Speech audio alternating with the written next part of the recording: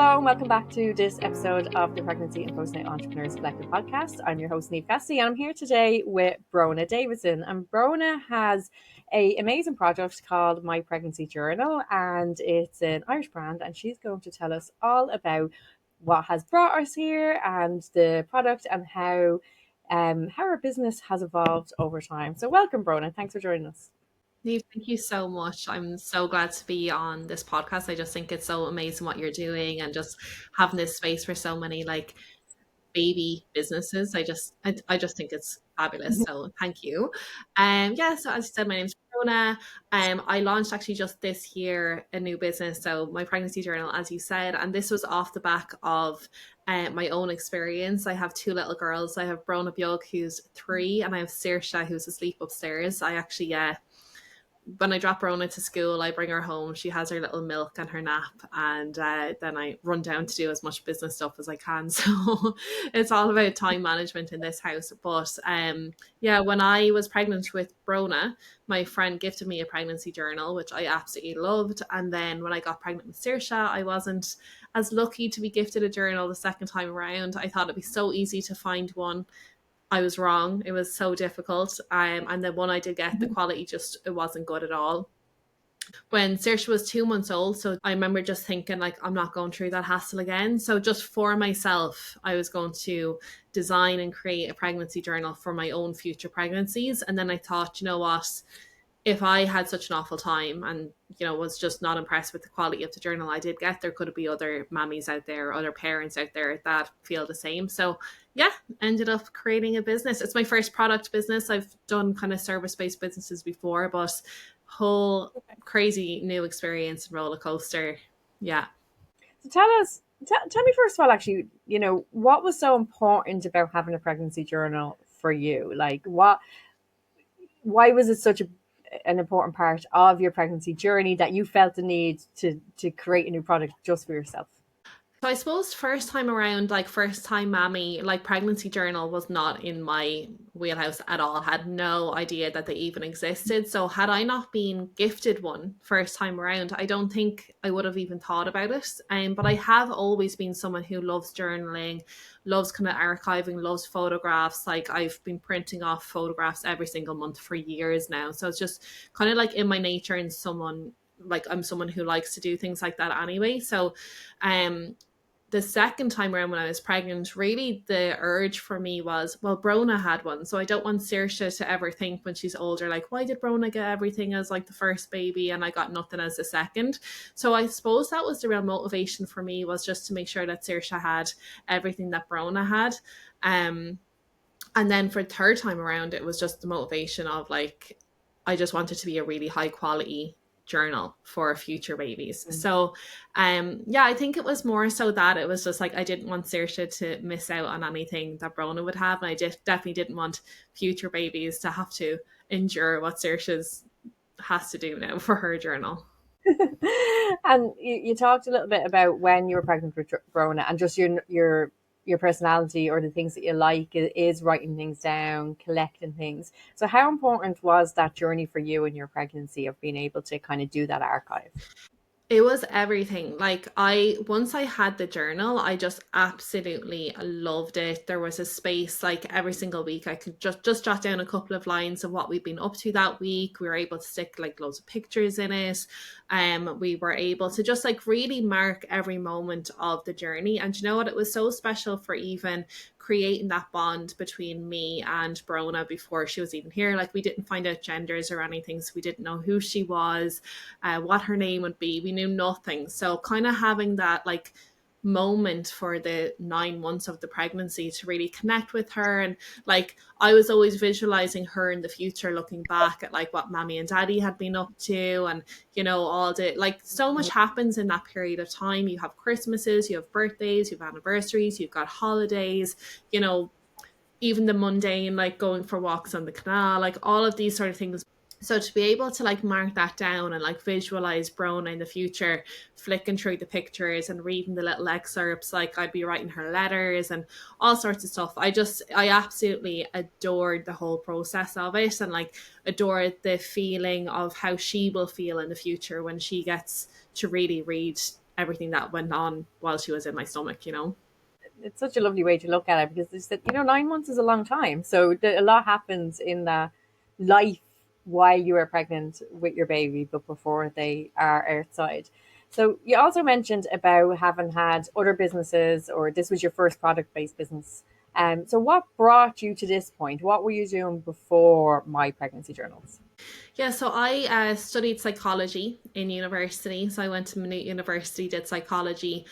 Straight out of that, I went into health and fitness. So it was really focused on how health and fitness can impact your mental health. So I became a personal trainer for a while. Then I went into the corporate world. I joined a cybersecurity company. So I was like first hand person for the CEO. So I learned a lot about the corporate world and just kind of like business and strategy and stuff in general there. And then on the side of that, I was in a travel club and I was selling travel club memberships. So that was completely different. It was all about personal development, obviously traveling, kind of creating community.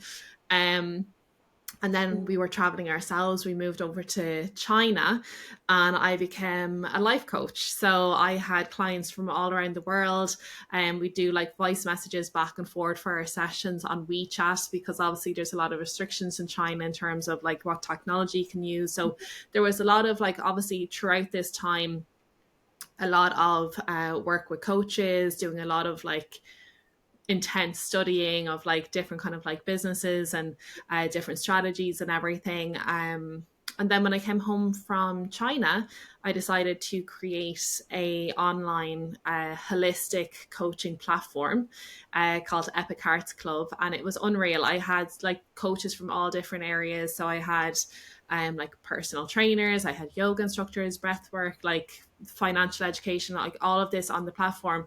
And I launched it January of 2020, which was a mad time, probably the best time to have coaching in your pocket. Like the whole concept of it was brilliant.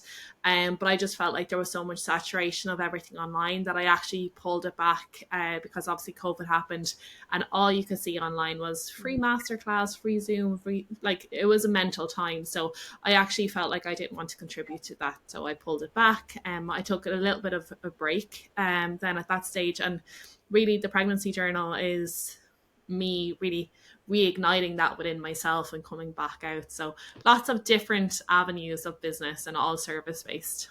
Very good. I mean, and there is a big difference then between going from service-based business to a product-based business. And as well, you mentioned taking some time out then. So from when you scaled back the platform to, I suppose, the birth of the girls, was that in around the same time, or what's the timelines in that? Yeah, so obviously 2020 is when everything happened. We had just moved home in the January. I'd launched the platform. I kind of bankrolled it and like gently marketed it for the whole of 2020 and then made a decision beginning of 2021 that like, you know what, it's not something that I'm in alignment anymore. The world had changed, I had changed, everything had happened. So I was like, you know what, I'm just going to pause this now. 2021 we actually had a big fertility scare, so I thought, you know what, like obviously we love to travel. I was like, I'm going to go to a fertility clinic, get my eggs frozen so that we could push out like having babies to a later stage. And I was told that actually I could be premenopausal and I might not conceive at all. So all of this was happening in 2021. Thankfully, we did end up conceiving straight away. So that happened the end of 2021. Brónagh was born in 2022. Everything was just about like Brónagh. We purchased a house abroad, so all about renovations and all that sort of stuff, and just like really focusing on trying to conceive again, which thankfully we did. So when Brónagh was 12 months old, we conceived again. And then Saoirse was born in 2024. So it was all, everything was condensed really quickly in the space of like 3 years, really. When like out of nowhere, I went from potentially having no babies to having two babies. Yeah. And then the journal, 2 months later, Yeah. the journal idea came to me. That's amazing. And that sounds like it was some sort of massive shift and timing aligning, and just kind of different things happening. And I only answer this to as much as your comfort. But so that point where you scaled back, and then you got this health news that possibly you were premenopausal, that possibly you would have trouble conceiving.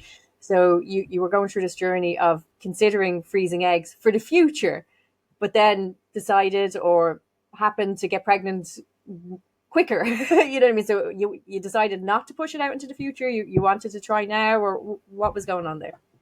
Oh, 100%. So at this stage, it's 2021. My husband at the time was an engineer for a huge company, and he was able to travel. Like borders were obviously closed and everything, but because of the work that he did, he was able to spend 6 months of 2021 over in Taiwan working. I couldn't go.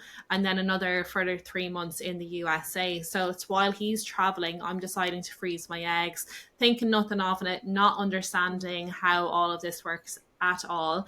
And I always, from a child, I wanted to be a mom. I wanted to have a big family. So I was like, oh, this is great. They'll take out loads of eggs, and each egg will be a baby. You know, I was like, oh, I'll have loads of babies in the future.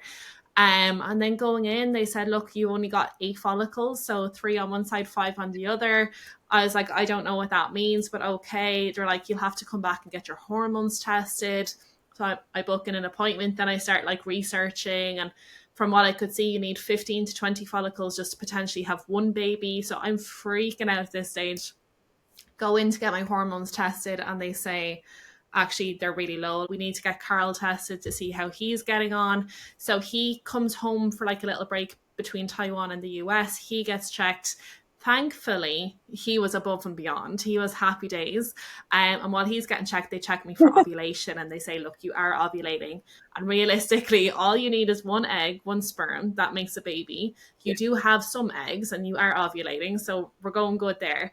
And they said, look, if you're up for it, rather than freezing eggs, they would suggest either freezing embryos because they have a better chance if we wanted to push it out, or to consider IVF now. So we were like 100%. At this stage, my whole life perspective had completely switched. And thank God I went in and got checked, or else God knows what would have happened. But it was like there was nothing more important at that stage than me having a baby. So yeah, everything changed. Unfortunately, Carol then had to go off for 3 months, and I'm there like freaking out, being like, time is ticking, get home, we need to try for a baby. But as I said, he gets home and like literally straight away we conceived. The consultant did say, look, there's like a 6 month backlog, so book it in now for 6 months time for the IVF. But in the meantime, just try to conceive naturally. Like we actually didn't even have to make that booking. Like, you know, it just all worked out. But yeah, completely priority shifting, everything is shifting. Life completely went on its head. So I can understand why stuff like entrepreneurship and business and stuff kind of did take a backseat. Because my whole world was upside down, really. Yeah, and now when you've talked through that, I can really see how the shift changed, and why it changed. And that it's lovely to be able to follow what your body, what your brain, what your life is telling you to do. So I thank you for sharing that with us, because it was a really nice story. It was really nice to hear that journey for you. So then the girls come along, as you said, you had Brónagh, Beag, and you did your pregnancy journal with her, and you wanted Saoirse to have the same. So I presume within these couple of years, you're mostly focused on motherhood and being with the girls. And then we had this little spark of, well, maybe I can create something for other people.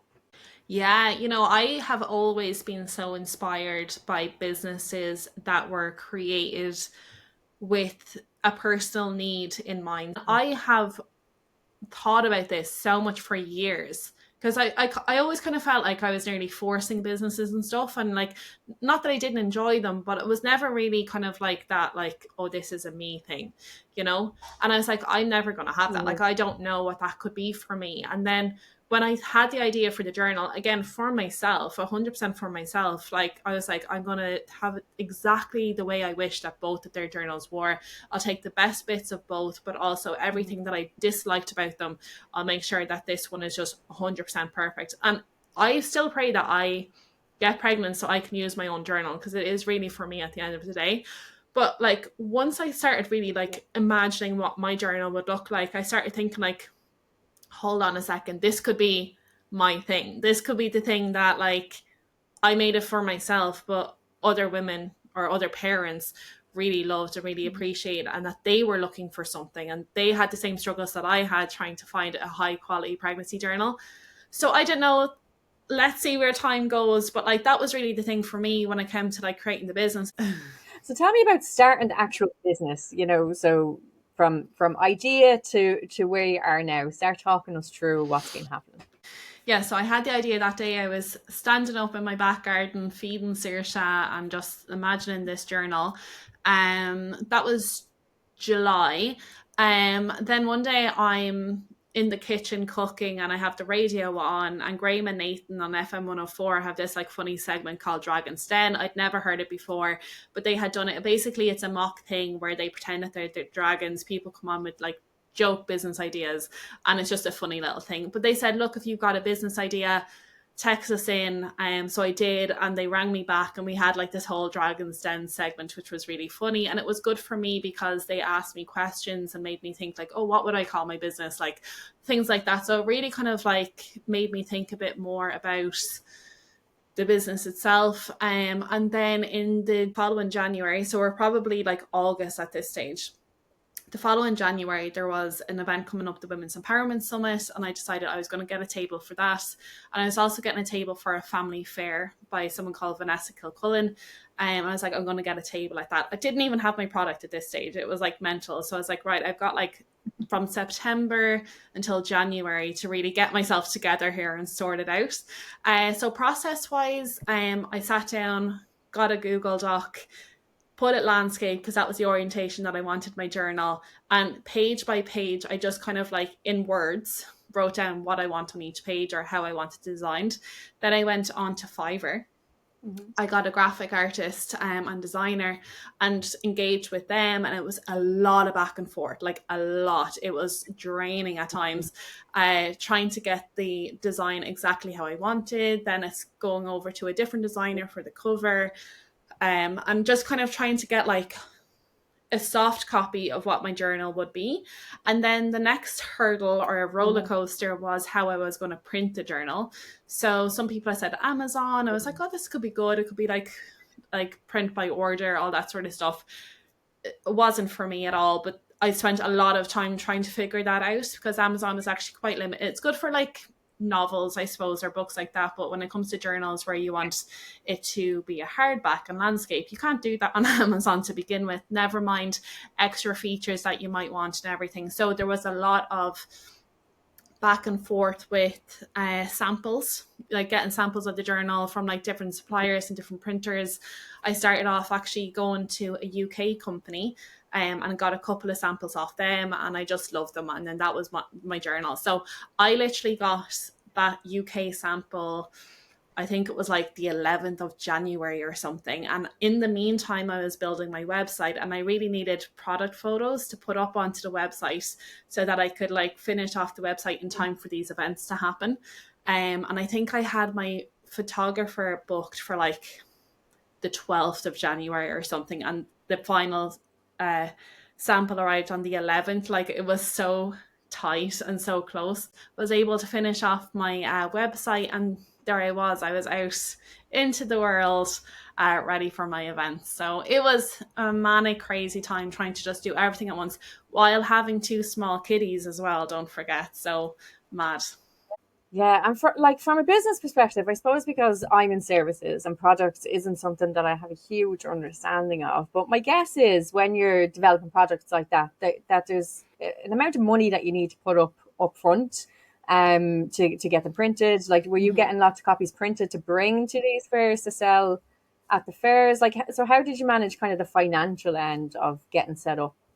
Yeah, you really are. You're bankrolling it so much at the start, and like that can be scary because there's a risk there. It's like, what if these don't sell, or like what's going to happen?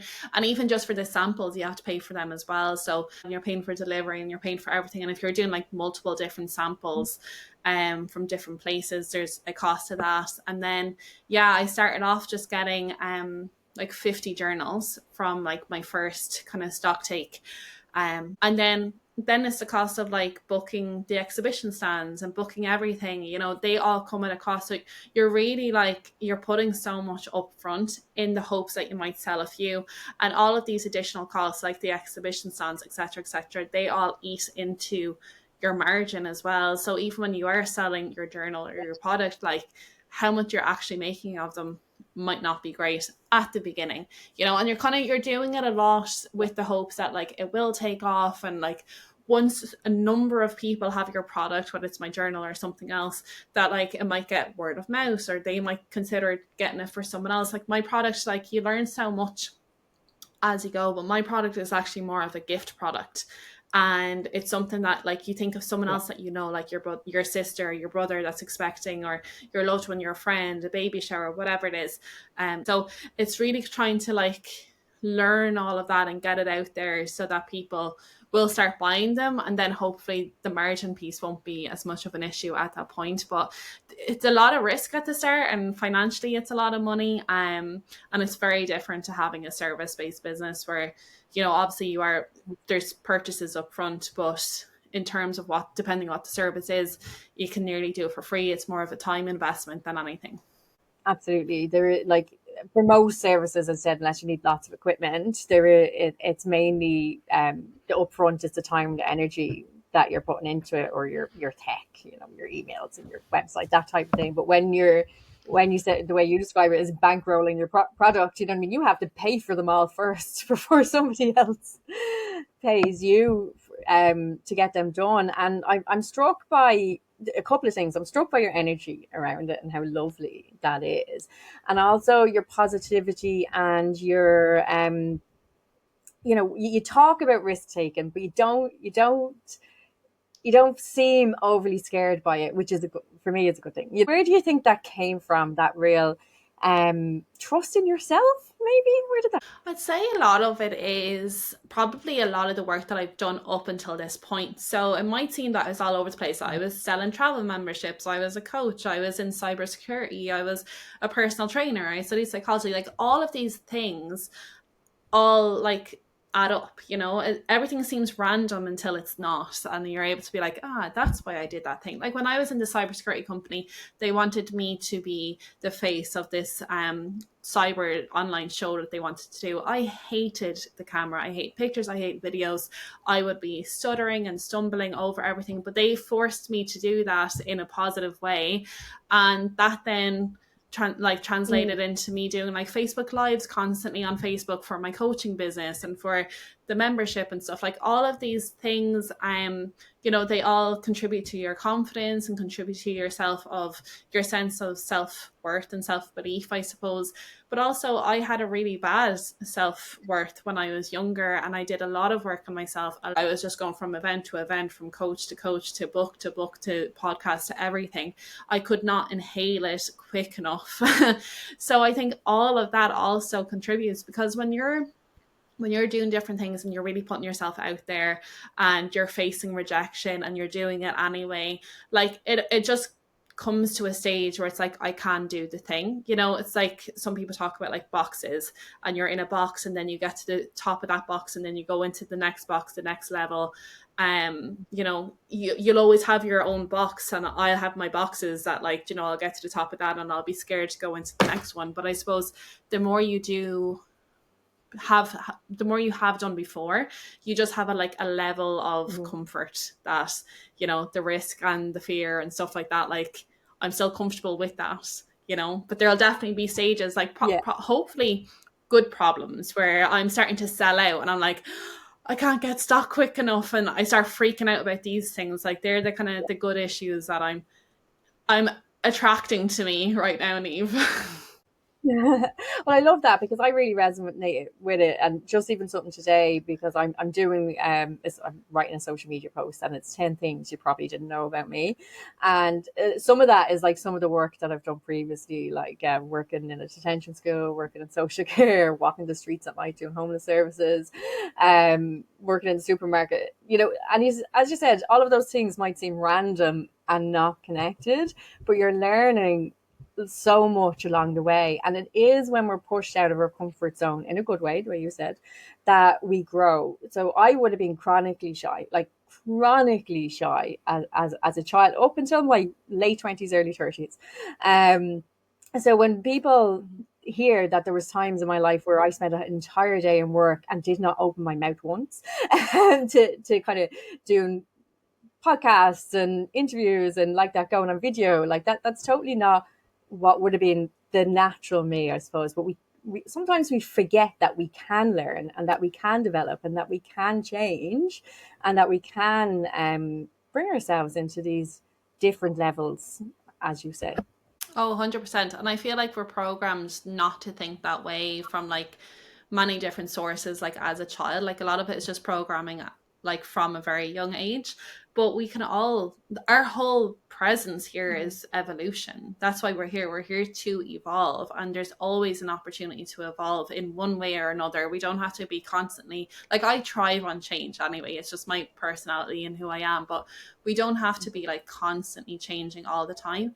But if there is an area that we want to thrive in or to change in, like, we absolutely can.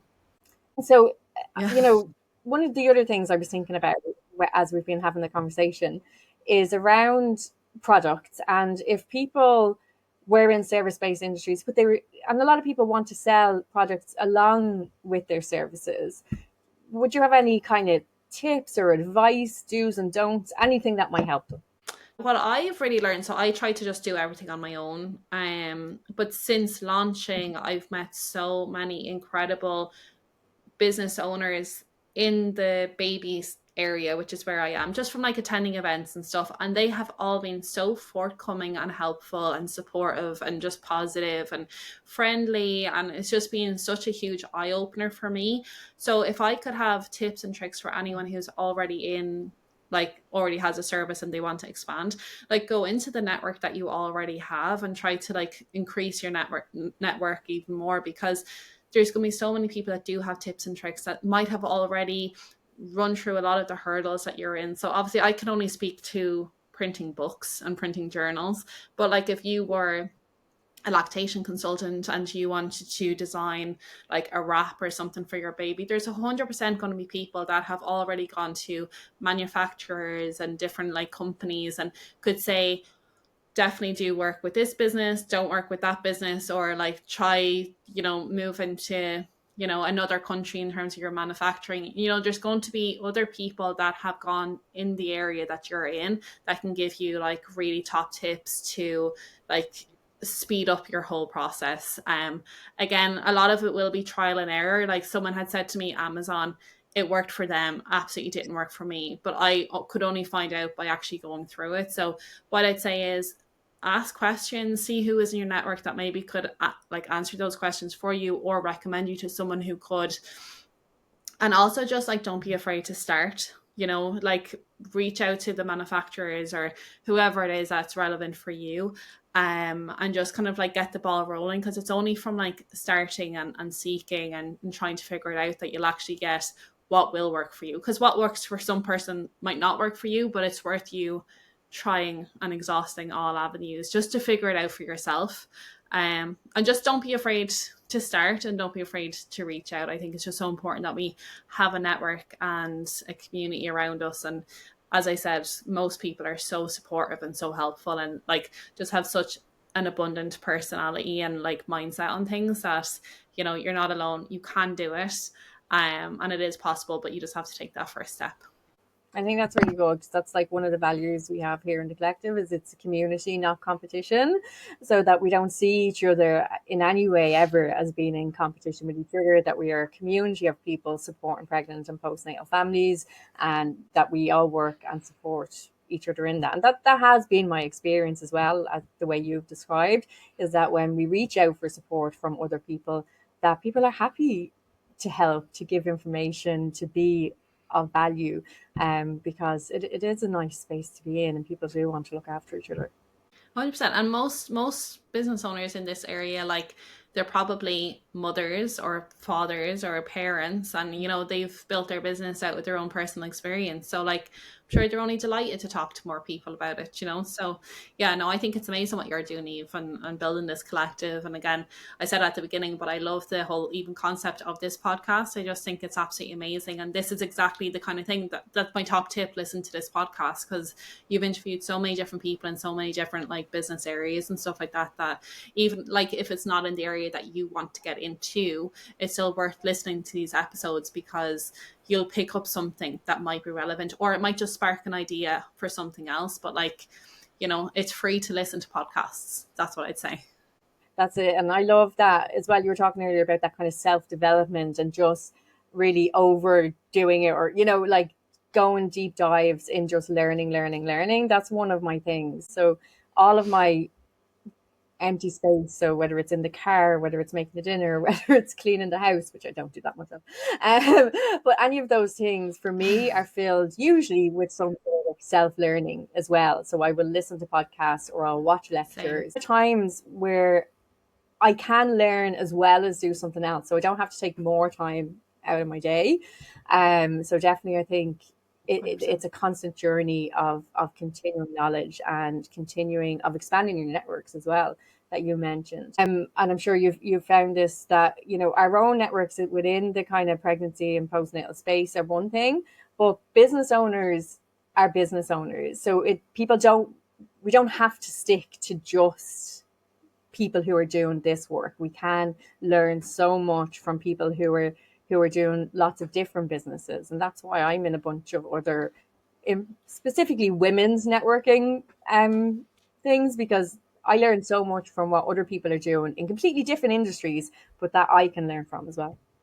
Yeah, and that can sometimes give you an edge as well, because like you could pick up something on like creating systems in your business or hiring and firing. Like there's just so many different things, and you are taking inspiration from like so many different businesses as well. I think that's brilliant. So, Brónagh, if there was any last piece of parting advice that you would like to give, or a mindset tip or anything at all, what would that be? And then also tell us about where we can find out more about you and My Pregnancy Journey. Well, thanks so much. So yeah, my website is mypregnancyjournals.com with an S at the end. My social media handles are the same. So just My Pregnancy Journals with an S. Instagram is probably where you'll catch me most. So please do reach out. I'd love to hear from you, or even see if there's a way that we can collaborate together.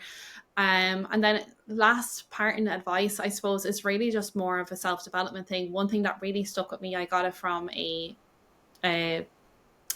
therapist when I was about 16 or 17, was awareness is key. And it's really just like, it's the same for everything, but like really understanding yourself. Like don't be afraid to like question, why do you think a certain way, why do you believe a certain thing? Like question your beliefs, question everything, like just figure things out, and just really question like, why do you think a certain way? If you are listening to content or reading content, or like you see how other people are doing things, like question why for yourself, and see what comes out of that.